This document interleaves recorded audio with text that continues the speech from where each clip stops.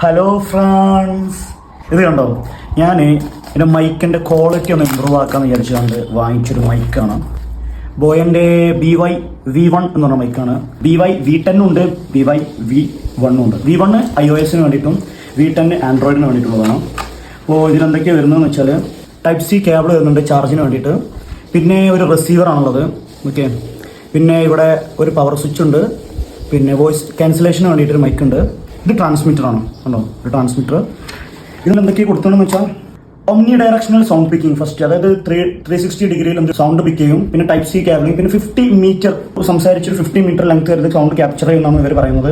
പിന്നെ ഇത് automatic pairing ആണ്. ഇത് ജസ്റ്റ് ഇതിൽ ചാർജ് ചെയ്യുന്നതെന്ന് വെച്ചാൽ നമ്മൾ ഫോണിൽ ഈ പോയിന്റ് കൊണ്ടുപോയിട്ട് കണക്ട് ചെയ്യാം.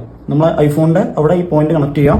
എന്നിട്ട് ഈ പവർ ബട്ടൺ ഓൺ ആക്കി കഴിഞ്ഞാൽ ഓട്ടോമാറ്റിക്കായിട്ട് പവർ ചെയ്യും. ഇപ്പോൾ സ്വല്പം കേൾക്കുന്ന സൗണ്ട് എന്ന് പറഞ്ഞാൽ സാധാ ഐഫോണിൻ്റെ സൗണ്ടാണ്. ഇനി ഇത് കണക്ട് ചെയ്തതിന് ശേഷമുള്ള സൗണ്ടിൻ്റെ ഡിഫറൻസ് കേൾപ്പിച്ചുതരാം.